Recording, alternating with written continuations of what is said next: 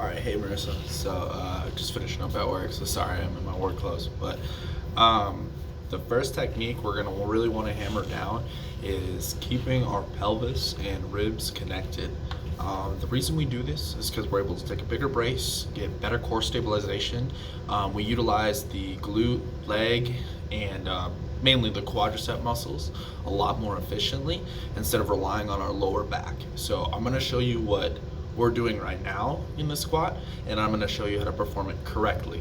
Okay, this is gonna feel pretty awkward at first just because you haven't done it before, but stay with me, stay true, and like just follow the plan, and it eventually, the more sessions we have, it'll start to feel more natural. Okay, so what we're doing wrong right now is we're kind of just keeping our chest up too much. I think we're trying to bias ourselves into feeling more upright than actually staying more upright. So what I mean by that is we're here, right? We're about to go down. You take a nice big brace, and the first thing that happens is your hips shoot back. Hips shoot back. This right here, my lower back, this is the extension. We don't want an extension. So what we're doing right now is you're taking your brace, you're going,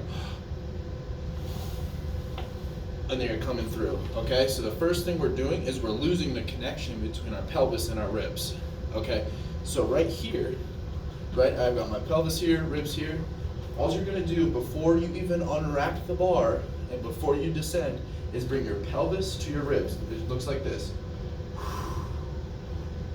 Boom.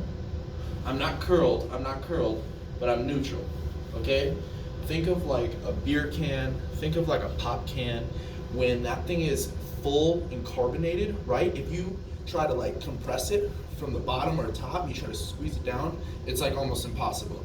But if you make a tiny dent in the side of the can and then you press, it crumbles like a can. That's the same thing you can think about your hips or pelvis to your shoulders, okay?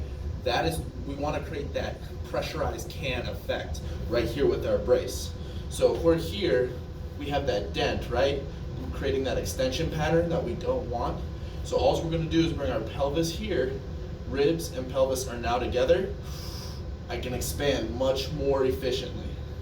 And then from here, I can just ride it down, okay? So I know that's kind of a lot, but the main goal is bringing our pelvis and ribs together and not letting our hips shoot back into that extension or into that low back curvature that we do not want. Also with this, you're gonna have to make sure that that your knees come forward and they don't go like directly out. So next time you send me a squat video, send me one from the front, especially as we get started here so I can evaluate some more. But the first thing we're gonna work on is keeping our pelvis and ribs together. Bring them together before you unrack the bar, keep them together the whole way through. Again, it's gonna feel kind of awkward at first because you're used to squatting the other way, but do this now, and then eventually over time, it's gonna feel better. I've got a few more cues to throw at you when it comes to this that'll help, but this is the main one we need to start with, okay?